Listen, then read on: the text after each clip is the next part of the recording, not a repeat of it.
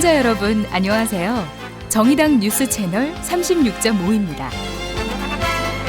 당원과 국민을 위한 프로그램 위클리 365는 정의당의 365일을 매주 여러분께 생생하게 배달해드립니다. 새롭게 시작하는 위클리 365. 그럼 이제 시작해볼까요? 올 국정감사도 어느새 중반을 넘고 있는데요. 총선을 앞둔 국감. 본연의 임무는 어디로 갔는지 지역구 관리, 집안 싸움에 여념없는 거대 양당, 국민들 실망이 큽니다. 맹탕 국감이라는 말까지 나오고 있는데요. 하지만 한국 정치의 구원투수, 정의당이 있었습니다. 바로 민생 똑바로 국정감사. 이미 SNS에서 난리가 났죠. 소름 돋는다. 눈물이 핑 돌았다. 많은 네티즌들이 공감을 보내주셨는데요. 정치가 지금 무엇을 해야 할지 보여준 우리의 맏언니 심상정 대표. 당정협의로 노동시장 개혁 입법을 밀어붙이려는 이기권 고용노동부 장관에 대해 시원한 돌직구를 날립니다. 장관도 임금 비교제에 동참하고 계십니까? 장관님 포함돼야 안 돼요.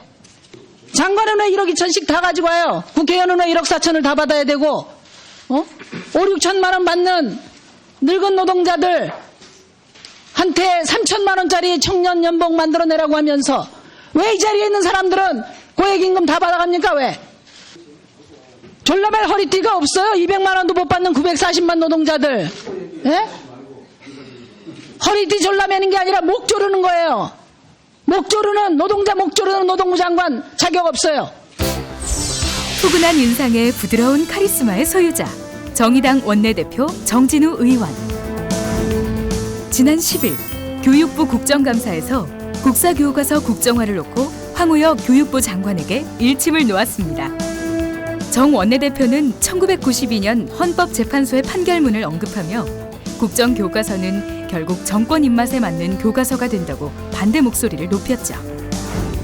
이게 세상에 장관님 여론조사를 10월에 해가지고 9월 말부터 10월 초에 해가지고 그 다음 연도 4월 달에 발표한 여론조사가 그게 여론조사입니까? 여론 조작이죠. 얼마나 6개월 동안에 데이터 마사지를 했고 깔아뭉개면서 온갖 것을 다 가지고 있으면 이런 현상이 발생했겠습니까? 은평의 희망, 실천하는 정의의 상징 김재남 의원. 영세 소상공인과 골목 상권을 보호하는 중소기업 적합업종 지정이 미뤄지는 사이 많은 가게들이 폐업했거나 폐업 위기에 처해 있다는 사실을 밝혔는데요. 김재남 의원은 소상공인의 피해를 막기 위해 중기청이 적합업종 제도 개선 등에 더욱 책임 있게 나서야 한다고 말했습니다. 잘한 것도 있으시지만 적합업종 문제에 대해서는 심각하게 나몰라라로 일관하고 계십니다. 적합업종 법제화하자라고 하면 반대하고 계시잖아요. 그럼 대책 내놔라라고 하면 나몰라라 하십니다. 권력과 불의를 두려워하지 않는 국민 판사 서기호 의원. 이명박근혜 정권 8년을 거치며 위협받고 있는 사법부의 정의를 실현하기 위해 오늘도 노력하고 있습니다. 지난 14일 법제사법위원회 감사원 국정감사에서는 청와대가 감사원을 통제하기 위한 의도로 감사원의 독립성을 침해할 수 있는 인물을 사무총장에 추천했다는 의혹을 제기했죠. 충분한 인사검증 절차도 없이 외부 인사를 그냥 임명 제청한다. 이것은 누가 보더라도 청와대 하명에 의해서 임명 제청된 거구나 이렇게 생각할 수밖에 없지 않겠습니까? 좋은 정치, 젊은 변화를 실현하는 박원석 의원. 15일 기획재정부 국정감사에서는 비밀 문건의 내용이 단연 화제였는데요.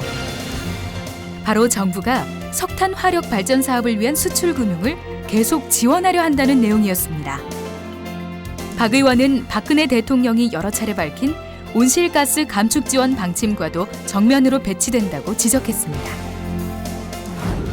개도국 핑계를 대고 있지만 사실상 개도국이 원인이 아니고 이 석탄산업 지원 규제를 반대하는 근본적인 이유는 우리 대기업들 때문이에요. OECD 국가 중에서 최근 10년간 석탄 발전 사업의 수출 금융을 가장 많이 지원한 나라 대한민국입니다. 위클리 365 다음 소식으로 넘어가 볼까요? 요즘 뭐니 해도 가장 걱정되는 이슈 바로 9.13 노사정 합의죠.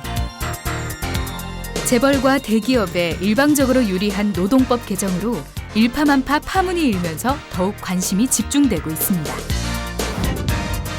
지난 17일 심상정 대표는 청년 고용 확대와 진짜 노동개혁을 위한 3가지 제안이라는 주제로 국회 정론관에서 기자회견을 했습니다.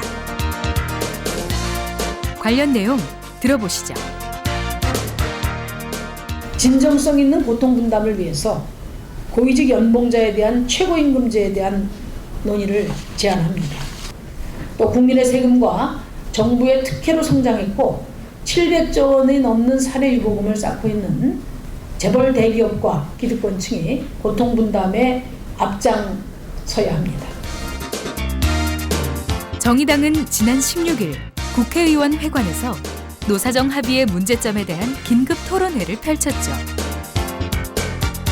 이날 토론회에서는 지난 9.13 합의로 인한 사회적 문제점에 대해 지적하고 범노동계, 시민단체, 진보정당의 공동 대응 방안에 대해 논의했습니다.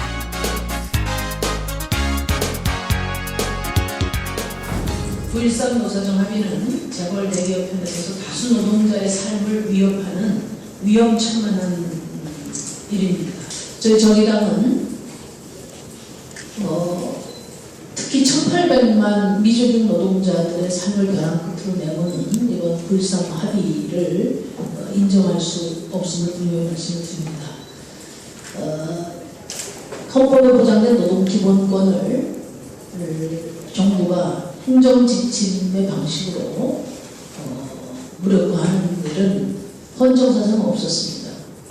따라서 이번 취업규칙 및 일반 해고요건 완화를 행정지침으로 한다는 것은 그것은 명백한 독재적 발상이다.